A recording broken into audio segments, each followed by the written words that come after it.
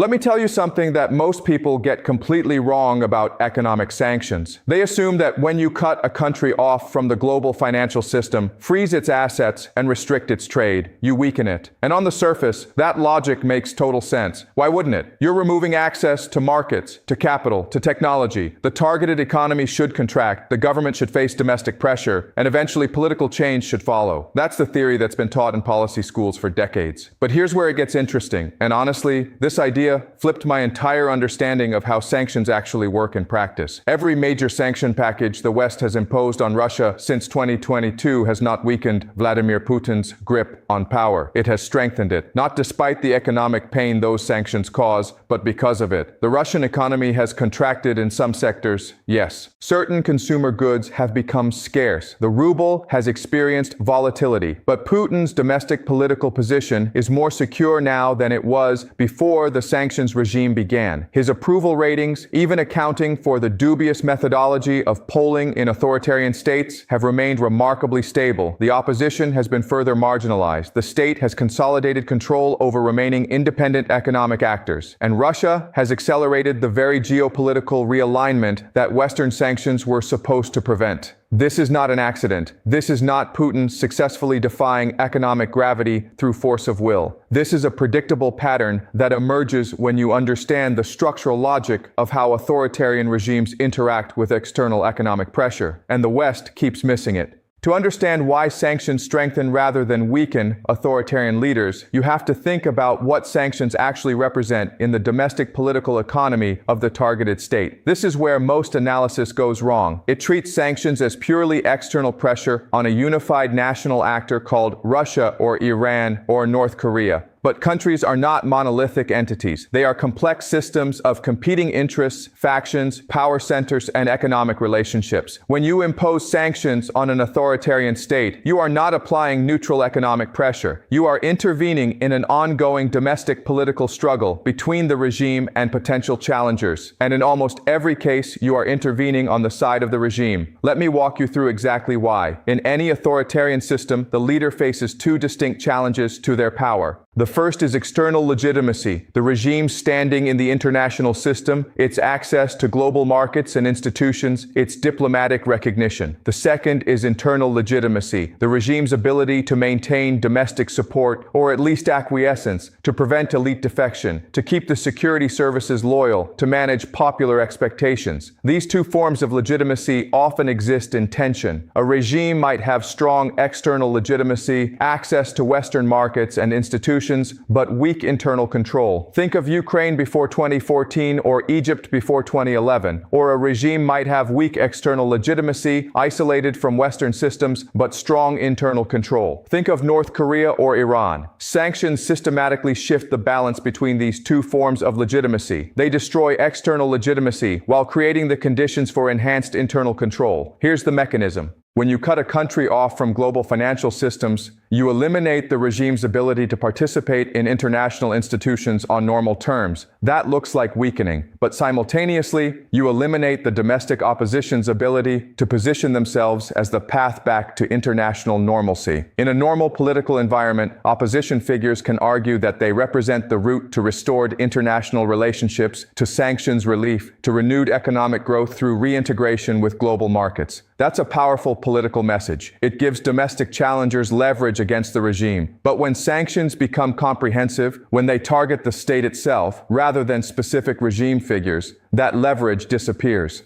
The opposition can no longer credibly promise that removing Putin leads to sanctions relief, because the sanctions are now framed as targeting Russia, not just its leadership. This creates what you might call the sanctions consolidation paradox. The more comprehensive the sanctions, the more they appear to target the nation rather than the regime, the more the regime can position itself as the defender of national sovereignty against external assault. The opposition gets reframed from legitimate political alternative to potential collaborator with hostile foreign powers. This is not propaganda that authoritarian regimes invent from nothing. It is a narrative that Western sanctions policy actively enables. When the U.S. freezes Russia's central bank reserves, when Europe cuts off energy purchases, when Western companies exit the Russian market en masse, the message received domestically is not "the world opposes Putin." The message received is "the world is trying to destroy Russia's economy, and Putin is the one standing between us and complete collapse. Now layer on top of that the question of who actually gets hurt by sanctions. This is critical. Sanctions do cause economic pain. Russian consumers face higher prices and reduced product availability. Russian businesses lose access to Western technology and capital. The Russian middle class sees its savings eroded and its international mobility restricted. But these are not the people who hold political power in Russia. The people who hold political power, the security services, the oligarchs who remained loyal to Putin, the state industrial managers, the regional governors who depend on Kremlin patronage. These actors are largely insulated from sanctions pain. In fact, many of them benefit. When Western companies exit the Russian market, domestic firms controlled by regime loyalists capture that market share. When international banks withdraw, state-controlled banks expand. When sanctions create scarcity, those who control distribution networks accumulate power and wealth. Sanctions create rents, and authoritarian regimes are very good at ensuring those rents flow to the people whose loyalty matters. The framework I want you to hold in mind for the rest of this analysis is what you might call the authoritarian pressure conversion model. External economic pressure does not translate directly into political change in authoritarian systems. It gets converted, filtered through the regime's institutional architecture, and often emerges as enhanced regime capacity. Think of it like a hydraulic system. You apply pressure at one point, expecting it to move the system in a particular direction, but the regime has installed valves and channels that redirect that pressure to serve its purposes. The sanctions create economic pain, yes, but the regime determines who feels that pain and who benefits from the resulting dislocations. As long as the regime maintains that distributional control, sanctions reinforce rather than undermine authoritarian stability. Let's go through exactly how Russia has executed this conversion since 2022, because the architecture is actually three separate mechanisms running simultaneously. The first mechanism is what you might call sanctions nationalism. This is the process by which economic isolation gets reframed as national resistance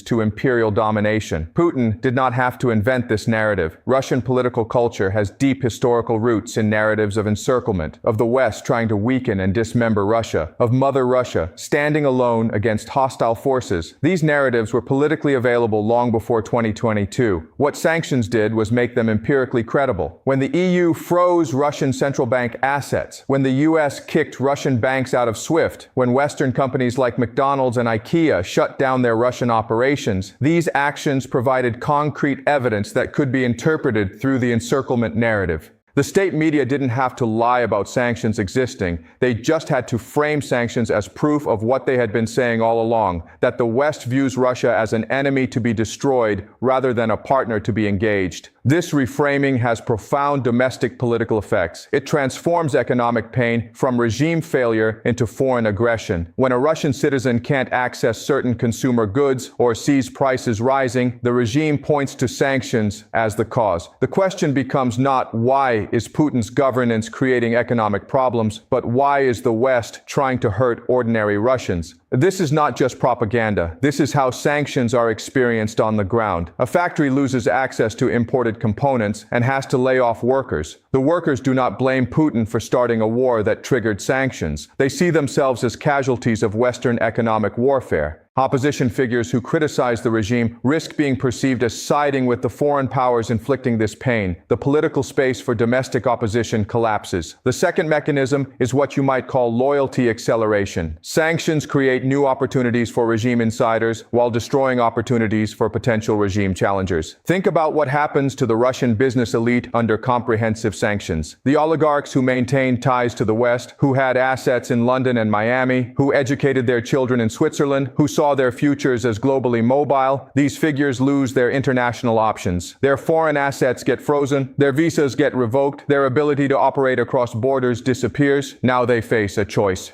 They can defect from the regime and lose their domestic assets as well, becoming completely dispossessed, or they can commit fully to the Putin system, accepting that their futures are now entirely dependent on regime survival. Most choose the latter. Sanctions eliminate the exit option, which paradoxically increases regime leverage over elites who might otherwise hedge. Meanwhile, a different category of elite benefits dramatically. The security services, which already formed Putin's core support base, face no meaningful sanctions impact because they never never had international exposure to begin with. Their power is domestic, rooted in control over violence and intelligence. Sanctions that target the economy while leaving coercive capacity untouched shift the internal balance of power decisively toward the security apparatus. State-owned enterprises that compete with now-departed Western firms expand their market share. Regime loyalists who control import substitution industries gain monopoly positions. The regime doesn't just survive sanctions economically. It uses sanctions to reward loyalty and punish any hint of disloyalty, creating a more consolidated authoritarian system than existed before. The third mechanism is geopolitical acceleration. Sanctions don't just affect Russia's relationship with the sanctioning countries. They reshape Russia's entire position in the global system. When the West cut Russia off from dollar-denominated financial systems, Russia accelerated economic integration with China, India, and other non-Western economies. Trade that previously flowed through Western intermediaries now flows through alternative channels. Energy exports that went to Europe get redirected to Asia. Payment systems that relied on Western banks get replaced with bilateral currency arrangements. This is not costless for Russia. These alternative arrangements are less efficient than the Western integrated system Russia had access to before, but they create something strategically valuable: economic infrastructure that operates outside Western control. Here's where it gets particularly important. Before comprehensive sanctions, Russia's economy was integrated with the West in ways that gave Western governments leverage. The threat of sanctions mattered because it meant potential exclusion from systems Russia depended on. But once you actually impose comprehensive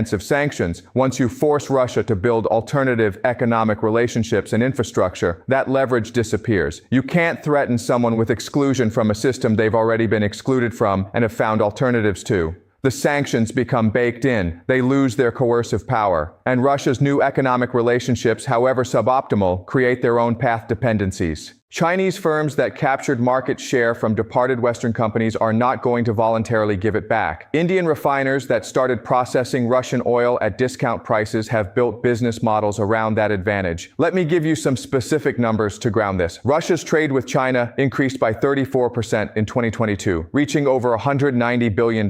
Trade with India grew 400% between 2021 and 2023, from around $13 billion to over $65 billion. The share of Russian trade conducted in rubles and yuan rose from roughly 25% before sanctions to over 75% by late 2023. Russia's current account surplus, the difference between exports and imports, actually increased in 2022, despite sanctions, reaching approximately $227 billion, the second highest level in Russian history. This happened because energy prices spiked and Russia found alternative buyers for oil and gas at prices high enough to offset the discount Russia had to offer to attract non-Western purchasers. Now, these numbers don't mean sanctions had no economic impact. Russian GDP contracted in 2022. Access to advanced technology became more difficult. Long-term growth projections declined. But the point is that the economic pain did not translate into political vulnerability for Putin. If anything, the economic reshuffling strengthened his position by eliminating pro-Western business elites and accelerating the reorientation toward authoritarian capitalism fully controlled by the security state. Consider a historical parallel that makes the pattern visible. In the 1930s, Japan faced increasing economic pressure from Western powers, particularly the United States, concerned about Japanese expansion in Asia. The U.S. imposed oil and steel embargoes designed to force Japan to abandon its imperial ambitions in China. The economic pressure was real. Japan imported 80% of its oil, mostly from the U.S. Cutting off that supply created genuine strategic vulnerability. But the embargo didn't moderate Japanese policy. It radicalized it. The military faction arguing for aggressive expansion to secure resource independence won the internal political struggle against moderates who favored accommodation with the West. The embargoes eliminated the moderate position's credibility because moderates could no longer promise that cooperation with the West would restore access to resources Japan needed. The economic pressure designed to prevent Japanese expansion instead accelerated the decision to launch the southern campaign to seize oil resources in Southeast Asia. External economic pressure strengthened the most aggressive internal faction. The parallel is not exact, obviously. Russia in 2024 is not Japan in 1941, but the structural pattern is similar. Economic isolation eliminates the domestic political space for figures advocating accommodation with the sanctioning powers. It shifts influence toward the factions arguing for self-reliance, for confrontation, for building alternative systems outside Western control. The security services and nationalist hardliners gain influence. The technocrats and pragmatists who might moderate policy lose it. The very economic pressure designed to force policy change instead entrenches the leadership most committed to the policies the sanctions were meant to deter. Think about what happens when you game this out from Moscow's perspective. Imagine you're a Russian strategic planner trying to assess how sanctions affect the regime's decision-making. You recognize that the sanctions impose real costs, but you also recognize that those costs are distributed in ways the regime controls.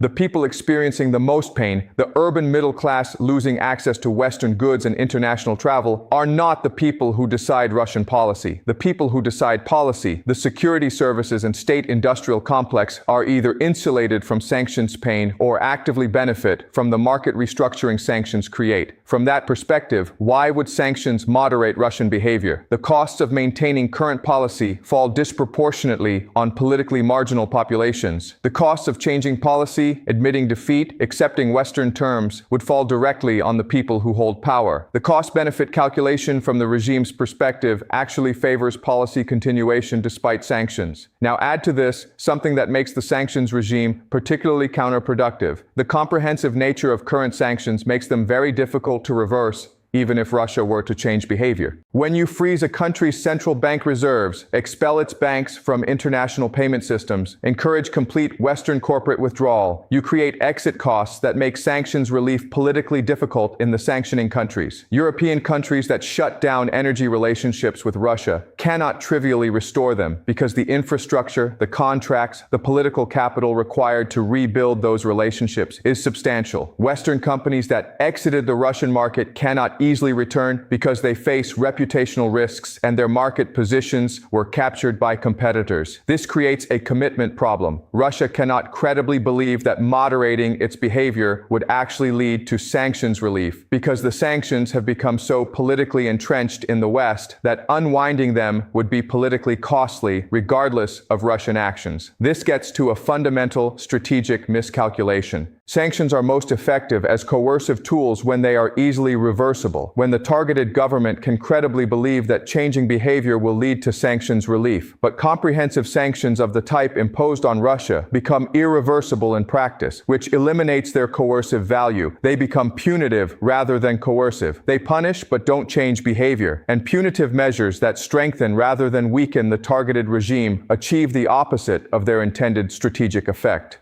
The immediate tactical implication of this dynamic is that current sanctions policy is unlikely to achieve its stated objectives of compelling Russian policy change or undermining regime stability. The sanctions have been in place for over 2 years, with no indication that they have moderated Russian decision-making. If anything, Russian policy has escalated, not moderated. The regime shows no signs of political fragility. Opposition has been further marginalized. The security services have consolidated control. The tactical reality is that sanctions as currently structured are not a tool that will force Russian capitulation or regime change. At the regional level, sanctions are reshaping power dynamics in ways that create new instabilities. Countries that serve as intermediaries for sanctions evasion, places like Turkey, the UAE, Central Asian republics, gain leverage they didn't previously possess. Russia becomes more dependent on these countries for maintaining trade flows and financial transactions, which gives them influence over Russian policy in their respective regions. China's position relative to Russia strengthens dramatically. Russia's economic reorientation toward China creates asymmetric dependence. China is now Russia's largest trading partner, the primary destination for Russian energy exports, and the supplier of critical technology Russia can no longer access from the West. This shifts the China-Russia relationship from partnership of relative equals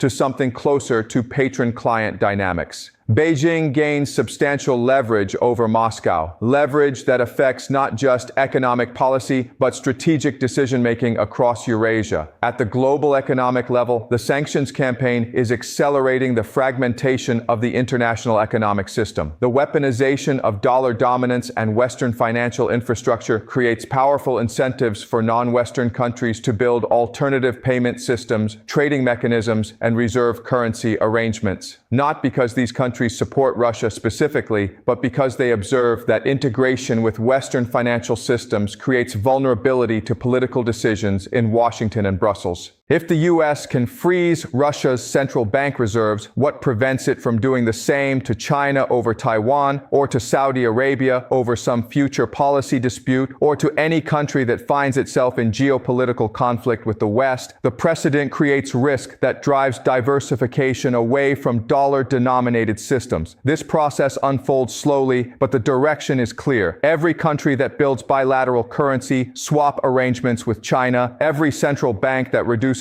dollar reserve holdings, every commodity transaction that settles in yuan or rupees rather than dollars represents incremental erosion of the system that has underwritten American financial hegemony for decades. At the structural level, what we're watching is the breakdown of the post-Cold War assumption that economic integration creates political convergence. The theory was that as countries integrated into Western-led global economic systems, they would adopt Western political norms, that trade dependence would moderate authoritarian behavior, that the benefits of participation would outweigh the attractions of confrontation. Sanctions on Russia represent the abandonment of that theory. The message now is that integration is conditional on political alignment, that access to global systems is a privilege that can be revoked based on geopolitical behavior. That shift fundamentally changes the incentive structure for countries that don't align with Western preferences. Integration becomes a source of vulnerability rather than mutual benefit. Authoritarian regimes face a choice: accept Western political conditions or build alternative systems. The sanctions on Russia demonstrate both that the West is willing to impose those conditions and that building alternatives, while costly, is possible. That lesson is being absorbed in Beijing, in New Delhi, in Riyadh, in capitals across the global South. So when you zoom all the way out and look at the complete picture, what you see is not a sanctions regime that is weakening Putin or compelling Russian policy change. What you see is a massive geopolitical experiment in economic decoupling that is reshaping the global system in ways the architects of sanctions policy do not appear to have fully gamed out. Sanctions have made Putin more secure domestically by eliminating potential challengers, by creating nationalist cohesion around resistance to Western pressure, by shifting economic benefits toward regime loyalists. Sanctions have accelerated the geopolitical realignment